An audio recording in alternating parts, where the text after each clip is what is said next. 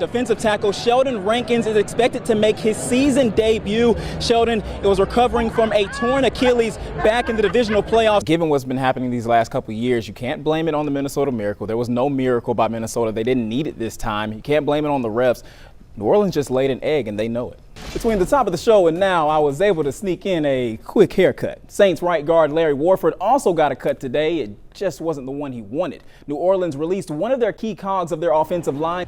In their 110 years of existence, Pearl River has found most of their athletic success in basketball. Despite the banners that hang in the gym, the Wildcats have never won a regional championship. Jaren Jackson Jr., their star forward, has been suspended one game by the NBA for an altercation in their win over the New York Knicks. If I was them, I would have been like, Coach, listen, I was like, you got to sub me out. I'm sorry, this game is taking way too long. I didn't sign up for double overtime, okay? Although Trent Grisham and Weston Wilson are the featured Shuckers in today's home run derby, neither of them have a better batting average than Patrick Leonard, who leads the team with .316. The dream is free, but the hustle is sold separately as players are doing everything they possibly can to improve their draft status. The Joe Moorhead era has not gone as well as most would like, and a win tonight could dictate whether that era continues here in Starkville. We didn't come here to be good, we came here to be great. Those words coming from Lane Kiffin. Fall 7 times, stand up 8. Joe Moorhead's time in Starkville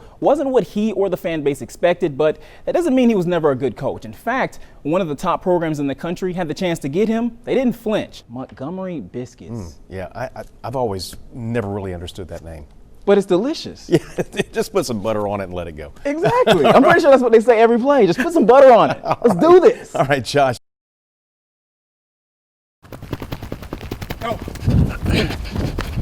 You know, we supposed to be doing spring training right now, but you know, with the crisis that we're going through right now, ain't nothing else to do. So I just take the time out, you know, just to work out. Ernest Ramey is staying ready so he won't have to get ready. The rising sophomore at Stone County High is pushing himself to the limit, staying committed to a workout regimen he came up with all on his own. I have it where like I'll work out inside and do my upper body workouts. The next day, I can go outside and work out on my agility, you know, footwork. I want to make it, and you know, I want to do very good at my sport. I want to be best at it. Nicknamed Jordan by his father, Ramey is fueled by the same thing that made his Ernest so great: rejection. He was a young guy last year, freshman, but you know, he was a little disappointed that he didn't play varsity. And but you know, being a freshman, you don't always get that opportunity. And I think he has a chip on his shoulder, and I think he's taking things a little personal. You know, he wants more, hoping that for him that, and also for our team, that it translates over to the field. Ernest is willing to do whatever it takes to take his game to the next level. After doing sprints and cone drills outside, the workout continues inside, transforming his entire living room into a makeshift gym with state-of-the-art equipment, and he has his dad to thank for that. He'll tell me like, you know, Dad, if we can't afford it, don't worry about it. I would get it. I mean, he has more than that. I had to give a lot of it away because we had to find somewhere to sleep because most of the stuff was in the bedroom. When he came to me and told me what he wanted to do, I thought he was playing with me. I thought he was kidding. I'm proud of him. I really am. Worst case scenario, if there isn't a football season this fall because of coronavirus, Ernest looks forward to being in the best shape of his life. I do it also, you know, for me, not just for football, but you know, for my health too. One day, you know, this is all gonna end. You know, it ain't gonna be forever. You know, just gotta keep, you know, God, you know, in our hearts that, you know, this will go away. Reporting in Wiggins, Josh Berrian, WLOX News Now. I followed my brother down to the boxing gym. My older brother used to box, and at that time, you know, I boxed for the first time, and I fell in love with it. They say when life gets tough, put on your boxing gloves. That's exactly what Charles Dale did at the age of 8, growing up in Meridian, Mississippi. Boxing, for many, is a great way to exercise. For Charles, it was an escape from the projects he grew up in. I had a single-parent household. It was 4 of us all together, all boys. And my mom, you know, she did the best she could do, but yet and still, we still was in a poverty-stricken situation. So boxing, in a sense, gave me a way out. 1, 2, 3, 4. Again. Now, almost 7 years into the profession, the 27-year-old is preparing for the biggest fight of his career. On February 15th, Charles will compete for the WBC Silver Cruiserweight Championship in Tuscaloosa against undefeated champ Dion Nicholson.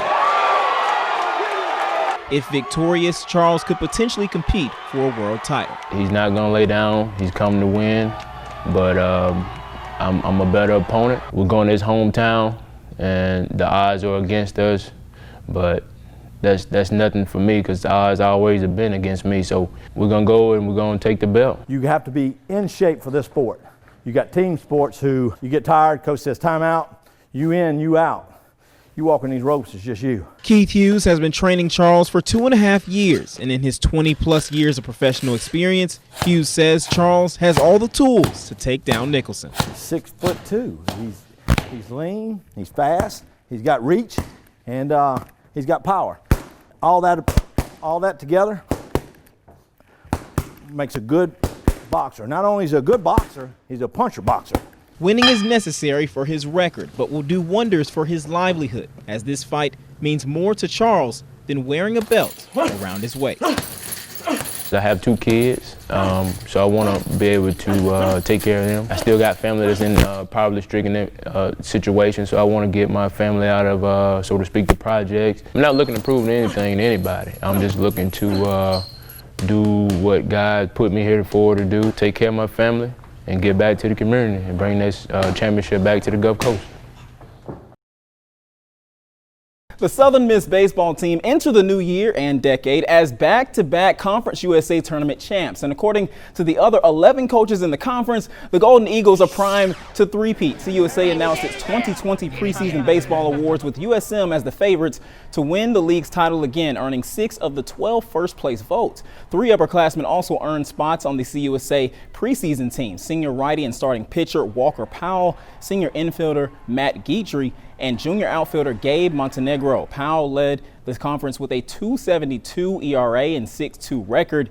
Guidry posted a team-high .557 on-base percentage, and Montenegro led USM in hitting in 2019. Here's a look at how the rest of the conference played out. Southern Miss began their title defense Friday, February 14th at home against Murray State on Pete Taylor Park's newly installed synthetic field. When I'm not at work, I'm usually at my apartment watching one of my favorite TV series called All-American. It's about a talented high school football player from South LA who's recruited to play for Beverly Hills and has to balance the vastly 2 different worlds through the wins and the losses. Our Lady Academy has one of their own. Her name, Rebecca Walk. Today, PrepVolleyball.com revealed its 2019 high school All-Americans, and Walk was one of 150 players chosen from only 39 states. The 5-year Letterman in South Alabama commit is one of the most accomplished prep athletes in the country. Playing as a starter since the 8th grade, Walk is responsible for 5 of OLA's 14 state titles. The senior led the nation in kills and hitting percentage while leading the state in blocks in 2019. She was also named Prep Volleyball National Player of the Week last November. Walk becomes the first Crescent since Emma Funk to garner All-American honors, and considering that over 450,000 girls played high school volleyball last year, this is quite an accomplishment. It wouldn't be a show without my favorite sport, college hoops, over in Baton Rouge. LSU hosting at Alabama. Multiple players wearing Kobe's tonight, honoring the late great Kobe Bryant. Early on, Darius Days has the range for days as he knocks down back-to-back threes to get LSU offense going. Next, the basketball team, looking more like the football team, as Trendon Watford finds Emmett Williams on the go route for the touchdown slam. The duo had a double-double tonight, and it ain't no fun unless Skylar Mays gets some. 3 cash money records. LSU wins 90-76, perfect in conference at 7-0. Over the last couple of days, we've seen thousands of tributes made honoring Kobe Bryant and his daughter Gianna, and 7 others in their untimely deaths Sunday. But this latest one is pretty special. Moss Point senior guard Robin Lee usually dons number 5. On senior night last night against Van Cleve, she added 19 more digits to her jersey, wearing 24 for the Mamba. And on her first 3 of the game, she squares up in the corner, the crowd yelling Kobe on the release before draining it. And just before halftime, Van Cleve banking a 3 themselves. The halftime score, Moss Point 24, Van Cleve, you guessed it, 8, both of Kobe's jersey numbers. Oh, it feels special. I feel like he was watching me. On Twitter, And all the big programs across the country are waiting on McKinley Jackson's signature next week. Absolutely, and it starts at 9 o'clock from what he said on his Twitter handle. So okay. I'm going to be there. I know a lot of other people are going to be there. I'm pretty sure ESPN is going to be there. He has a big decision to make with some high-powered schools, LSU, Alabama, Auburn, the list goes on. Yeah, Ed Orgeron and Lane Kiffin have both been invited to see him this week in Lucedale. You got some inside information? I watch the recruiting news, man. How do you know? I should, I don't even need to be here anymore. All right, bye, Josh. We're going to replace you.